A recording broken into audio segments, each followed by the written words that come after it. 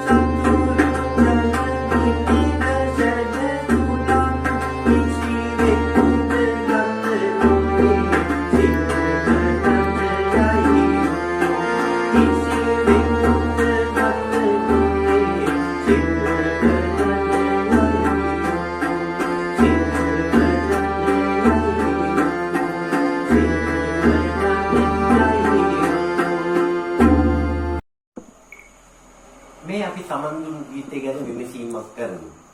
මේ හින්දුස්ථානි සංගීතය අනුව කමාජ් මේලේ ආස්තෙන් බටහිර සංගීතය අනුව S major scale එක නැත්නම් D minor එක මේ තාලේ ජප් තාලේ.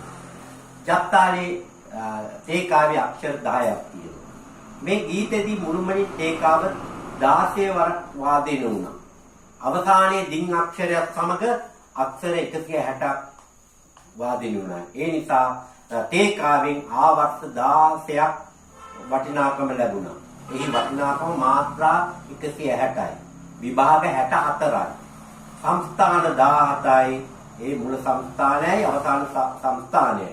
දෙවෙනි තුන්වෙනි අනුතාල 32යි. කලි ස්ථාන 16යි. මේක ඔරලෝසු වෙලාවෙන් ගීතේ සඳහා තප්පර 80ක් ගත වුණා. ඒ අනුව මාත්‍රාක කාලේ තප්පර භාගයයි. මුලින්ම තේකාව යන මිනුම් මේකකේ ගැන විස්තරයක් බලමු. තේකාව කියලා කියන්නේ හින්දුස්ථානි සංගීතයේ තාල කළමනාකරණය සඳහා තබ්ලා අක්ෂර ගල්පා සකස් කර ඇති මූල පදේ තේකාව. තේකාවෙන් තාල වාදනය සඳහා උපදෙස් ලබා දෙයි. පෙර මේ වෙන විට තේකා පද 33ක් පමණ භාවිතයේ ඇත.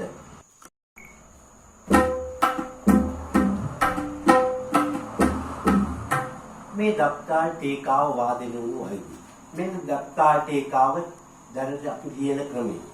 දත්තාල් තේකාව මෙහි තියෙනවා තාල සංඥා සම්ස්ථානයේ දෙවෙනි අනුතාල් කලිය තුන්වෙනි අනුතාල් තාල ස්ථාන. ඊළඟට තියෙනවා අංක දාලා හිටන්. ඒවා තබ්ලා අක්ෂර ගාන 10යි. හුඟක් පොත්වල තියෙන්නේ මෙතන මාත්‍රා කියලා. මෙතන මාත්‍රා නැත. මෙතන ඇත්තේ අක්ෂර 10ක් පමණයි. මාත්‍රා ගණන් ගත්තොත් මේ තියෙන්නේ මාත්‍රා 9යි.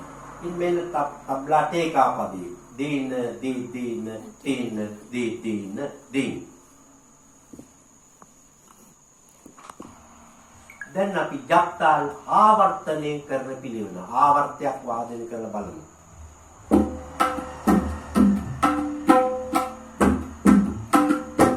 ඔය තබ්ලා ආවර්තයක් මුල තියෙන සමග්‍රහයෙන් පටන්ගෙන ඊළඟ තේකාව පටන් ගන්න සමග්‍රහය වාදනය කරනවා සමග තේකාවක ආවර්තයේ වටිනාකම අපට ලැබෙනවා. ආවර්තය ගැන ලියනකොට මෙන්න මේ විදිහට ආවර්තය ලියන්න ඕනේ. ඔන්න තබ්ලා මෙන්න බලන්න. අංක තියෙනවා ඉතල සම් දෙවෙනි අනුතාල් කලියේ තුන්වෙනි අනුතාල් නැවත සම් එකක්. කිසිම පොතක ලියලා නැහැ මේ ආවර්තය කියන වචනේ. ඔක්කොම මොකද ඉතිලා තියෙන්නේ තේකාව. ඒකයි මේ ගැටලුව ඇති වෙලා තියෙන්නේ. එතකොට අංක තියෙනවා තබ්ලා අක්ෂර ගාන 11ක් තියෙනවා. අන්තිමට තියෙනවා සංස්ථානයේ මුල එන සංස්ථානය. ඊළඟට ඔන්න තින්න දී තින්න තින්න දී තින්න තින් මුල සංස්ථානයේ ආවා. ඒ කියන්නේ තවත් තේකාවක ආරම්භයයි. එතකොට මේකේ මාත්‍රා ගණන් කරනකොට මෙහෙම එකේ ඉඳන් දෙකට දී එකෙන් ඉඳන් නායකට එක මාත්‍රාවක්. නායකේ ඉඳන් දී එකට දෙකයි. අන්නේ ක්‍රමයට යන්නේ. 1යි 2යි අතර එක මාත්‍රාවයි 2යි 3යි අතර එක මාත්‍රාවයි. තාලේ ලොකුම මිනුම ආවර්තයයි. එහි තුල විභාග සහ කුඩාම මිනුම, කුඩාම ඒකකයේ, කුඩාම කාල පරාසයෙන් ලෙන ලෙස හඳුන්වන මාත්‍රාද ඇත. දැන් අපි මුලින්ම මාත්‍රා ගැන අවබෝධයක් ලබමු. මාත්‍රා ගැන හරියට අවබෝධයක් ලබා ගත්තොත් අනික් මිනුම් ගැන හොඳ දැනීමක් ලැබෙනවා. කර්ණි පොත්වල තියෙනවා මාත්‍රා කියන එක ගැන මෙන්න මේ විස්තරයක්.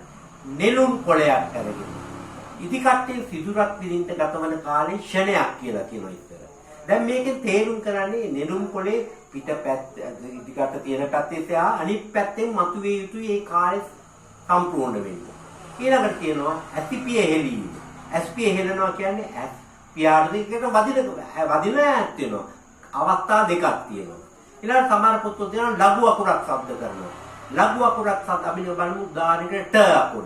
ට ශබ්ද කරන්ට දිව අග දත් මුල වැදිලා ආයි දිව ලං වෙනවා. අන්න ඔය වගේ ක්‍රියාකාරකම් දෙකක් තියෙනවා අනිවාර්යෙන් මාත්‍රාවක. ඒ අනුව මාත්‍රා. ඒ අනුව දැන් අපි මෙහෙම කරොත් එහෙම 1 2 3 4. මම ඔබෙන් ඇහුවොත් ඔය කියන්නේ මාත්‍රා කීයද කියලා? සමහරෙක්ගේ 4යි කියලා. නෑ මම දැන් කියපු පාඩම අනුව මාත්‍රා ඇතුළ 3යි. 1 ආරම්භය, 2 එකේ අවසානය, 2 දෙකේ ආරම්භය, 3 දෙකේ අවසානය, ඊළඟට 4 3 අවසානය. එතකොට මාත්‍රා 3යි. අපි නිකන් මෙහෙම බලමු වාදනය කරලා